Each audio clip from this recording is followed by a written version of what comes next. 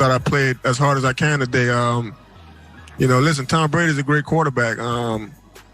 You know, I never really saw that side of Tom Brady, to be honest. But whatever, no comment. It's over with.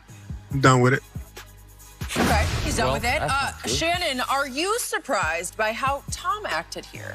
I am. I'm not surprised that when Honey Badger got in his face, Brady had what he had to say. But when Honey Badger started to run out the field, Tom tracking him down, that's totally out of character from the Tom that we've seen. Now, we know he's not going to back down, but I thought the following and to re-engage, that's something that we haven't seen from Tom. So I am surprised that he did that. I want to know what precipitated this. Obviously, you know, I think I got me an interception of Tom Brady in the Super Bowl. All of a sudden, it gets negated.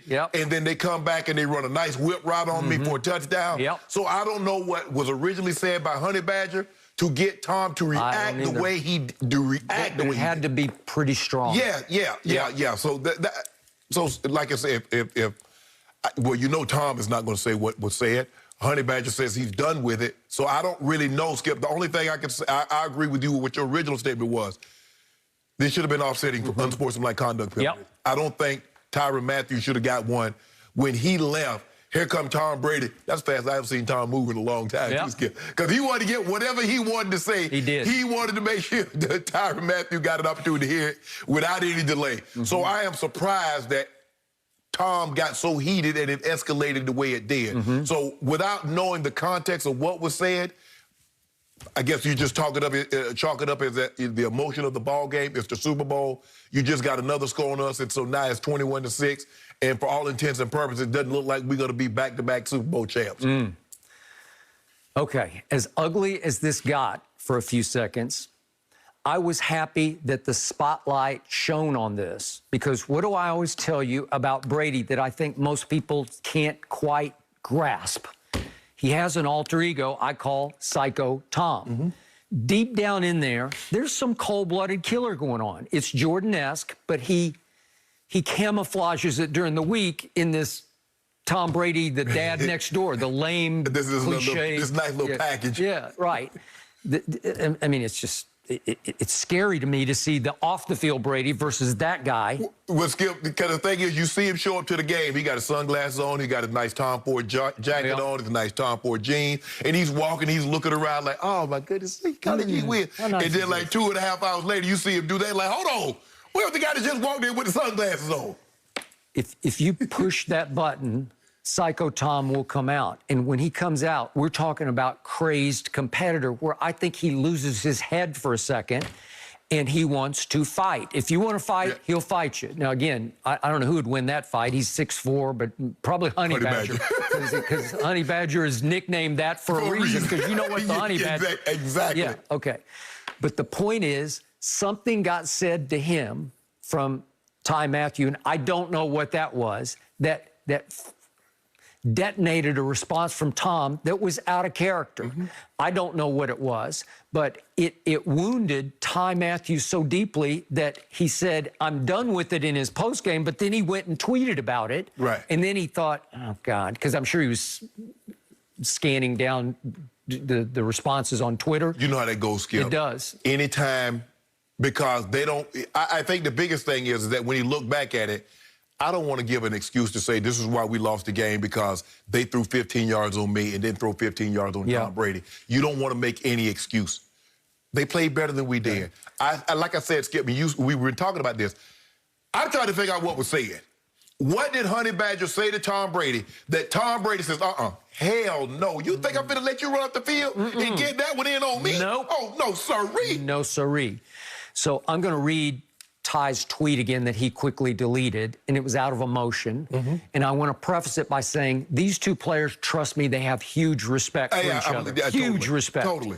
But they both lost their head for a second, and he tweeted, he called me something I won't repeat, but yeah, I'll let the media throw me under the bus as if I did something or said something to him.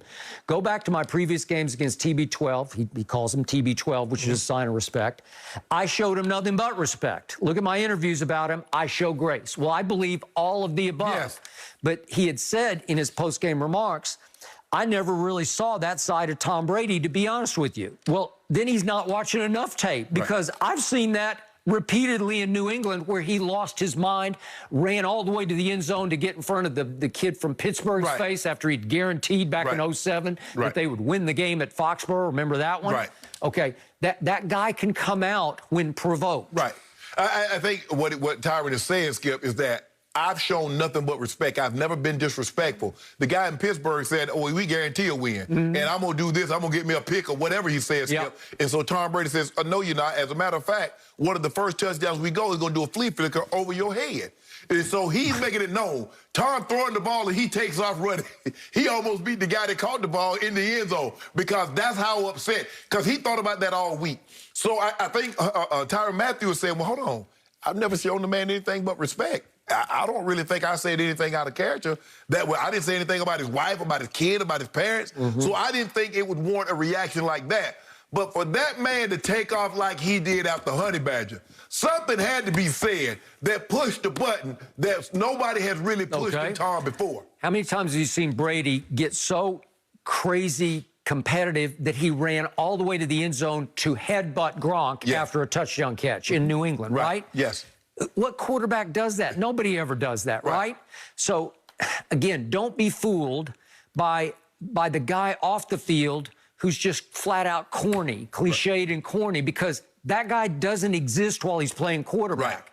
It's almost like, as I wrote on FoxSports.com, he is the ultimate wolf in sheep's clothing, because he's just nothing but sheep's clothing until you push and then he'll bite. Well, Skip, it would be the equivalent if we saw Steph Curry, somebody hits a jumper, and Steph Curry traced the guy all the way down the field and like put his head to head, like, what? Right. So to see Tom, Skip, because Honey Badger's jogging out the field, Tom picked up the pace. No. Oh, I can't let this go. Did you happen to catch the huddle at the end of the game? Could you hear? Oh, you weren't listening to the sound. To the sound. Could we maybe hear what was happening? Now, they're about to kneel down the rest of the game, right? And this is Brady in the huddle. No, we can't hear the sound right now. But the truth is, you can hear he is F-bombing, screaming at the huddle, as if the game is still on the line, because he's so out of his mind competing, obviously against Belichick and Mahomes and history, that he's screaming F-bombs in the huddle as if the game's not over yet. Like, they're going to kneel. That's before a kneel down. What? Yeah. Before a kneel down? What are you doing? It's Psycho Tom. Skip, did you see the New England Patriots congratulated Tom Brady? Congratulations to the GOAT. Coach Belichick says, I want to know who sent that tweet out. He's going to no longer be, he don't work for the Patriots anymore. You're not going to congratulate somebody that's not on this, is in this organization. You think Belichick watched this game? Oh, absolutely. Absolutely. You think he cringed at the end of the game?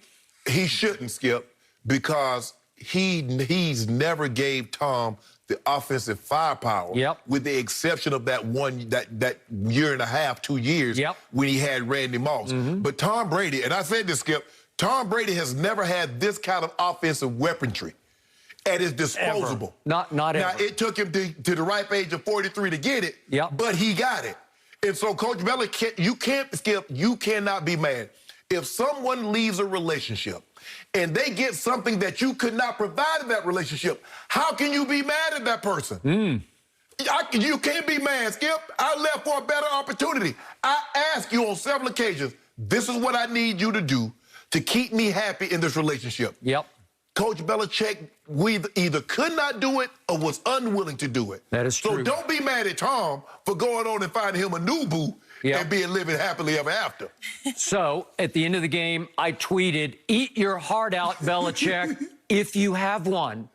I don't know if he has that. But you know, Skip, now you know, I think they're like $45, $50 million, maybe like $40 million on the cap. You know he gonna spend all Mr. Kraft's money. You know he going all in this year, right? And meanwhile, Tom Brady, who was the greatest bargain in the history of sports this year at $25 million base. No, he's the greatest bargain in sports history ever.